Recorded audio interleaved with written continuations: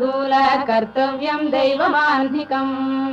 कौसल्या सुप्रजा रामपूर्वा सन्ध्या प्रवर्तते उत्तिष्ठ नरशार्दूल कर्तव्यम् दैवमाह्निकम् उत्तिष्ठोत्तिष्ठ गोविन्द उत्तिष्ठ गरुडध्वज उत्तिष्ठ कमलाकान्ता त्रैलोक्यम् मङ्गलम् कुरु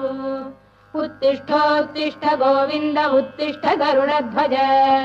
उत्तिष्ठ कमलाकान्ता त्रैलोक्यम् मङ्गलम् कुरु मातः समस्त जगताम् मधुकैटभारे वक्षो विहारिणि मनोहर दिव्यमूर्ते श्रीस्वामिनि श्रुत जनप्रियदानशीले श्रीवेङ्कटेश दयिते तव सुप्रभातम् मातः समस्त जगताम् मधुकैटभारे वक्षो विहारिणि मनोहर दिव्यमूर्ते श्री